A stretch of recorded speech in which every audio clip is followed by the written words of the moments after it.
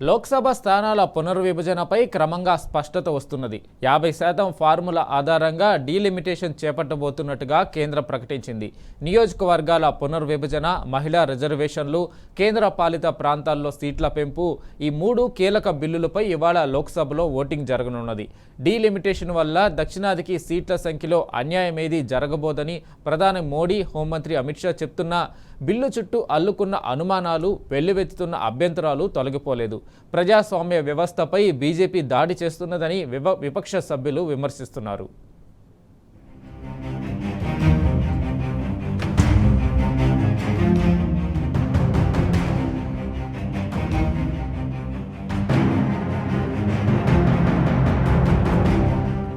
దేశంలో లోక్సభ సీట్ల పెంపునకు రంగం సిద్ధమైంది. నియోజకవర్గాల పునర్విభజన, మహిళా రిజర్వేషన్లు, యూటీల్లో సీట్ల పెంపునకు సంబంధించిన 3 కీలక బిల్లులను కేంద్రం గురువారం పార్లమెంట్లో ప్రవేశపెట్టింది.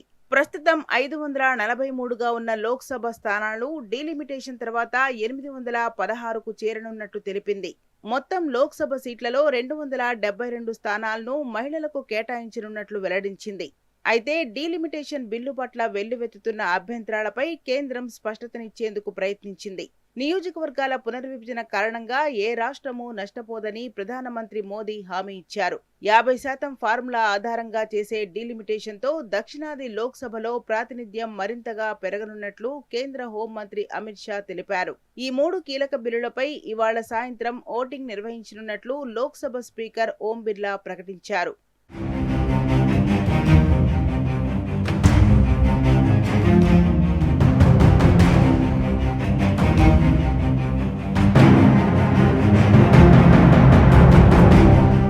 డీలిమిటేషన్తో దక్షిణాది రాష్ట్రాలకు అన్యాయం జరగబోతున్నదని ప్రతిపక్ష ఎంపీలు లోక్సభ ప్రాంగణంలోనే నిరసనలకు దిగారు. 3 బిల్లులను ప్రవేశపెట్టే కంటే ముందు డివిజన్ ఆఫ్ ఓటును నిర్వహించాలని స్పీకర్ ఓం బిర్లాకు విజ్ఞప్తి చేశారు. విపక్షాల కోరిక మేరకు ఓటింగ్ నిర్వహించగా బిల్లుల ప్రవేశానికి అనుకూలంగా 251 మంది ఓటేయగా వ్యతిరేకిస్తూ 185 మంది సభ్యులు ఓటేశారు.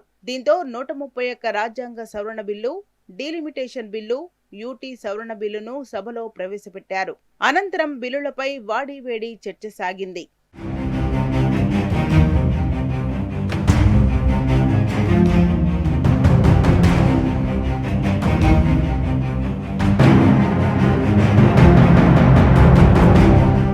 మహిళా రిజర్వేషన్ చట్టం అమలుకు సంబంధించిన నియోజకవర్గాల పునర్విభజనలో ఏ రాష్ట్రం పట్ల వివక్ష ఉండదని ప్రధాని మోదీ స్పష్టం చేశారు.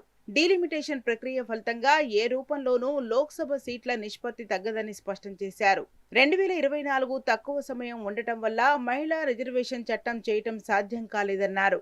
ఇప్పుడు 2029 వరకు సమయం ఉండటం వల్ల ఇక ఏ మాత్రం ఆలస్యం చేయకూడదన్నదే ప్రస్తుత అవసరమని మోదీ చెప్పారు.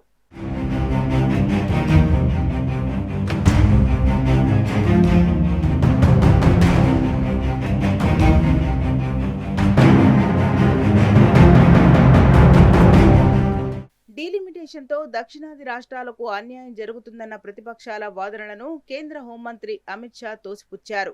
50% ఫార్ములాతో దక్షిణాది జనాభా శాతం కంటే ఎక్కువ సీట్లు పెరుగుతాయని అన్నారు. ప్రస్తుతం లోక్సభలో 5 దక్షిణాది రాష్ట్రాలకు 129 సీట్లు ఉన్నాయన్న షా, డీలిమిటేషన్ తర్వాత ఈ సంఖ్య 195కు చేరుతుందని తెలిపారు. దీంతో పాటు లోక్సభలో దక్షిణాది రాష్ట్రాల ప్రాతినిధ్యం ఇప్పుడున్న 23.76% నుంచి 23.89% పెరుగుతుందని చెప్పారు.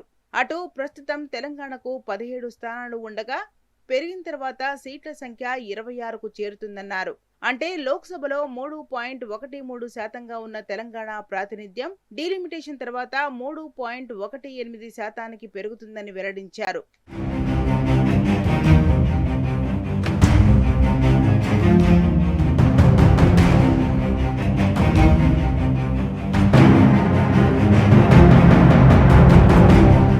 డీలిమిటేషన్ వల్ల దక్షిణాది సీట్ల సంఖ్యలో అన్యాయమేదీ జరగబోదని ప్రధాని మోదీ, హోంమంత్రి అమిత్ షా చెబుతున్నా బిల్లు చుట్టూ అల్లుకున్న అనుమానాలు, వెల్లువెత్తుతున్న అభ్యంతరాలు తొలగిపోలేదు. ప్రజాస్వామ్య వ్యవస్థపై బీజేపీ దాడి చేస్తున్నదని వివక్ష సభ్యులు విమర్శిస్తున్నారు. నియోజకవర్గాల పునర్విభజన, మహిళా రిజర్వేషన్లు, కేంద్రపాలిత ప్రాంతాల్లో సీట్ల పెంపు ఈ 3 కీలక బిల్లులపై ఇవాళ లోక్సభలో ఓటింగ్ జరగనుంది.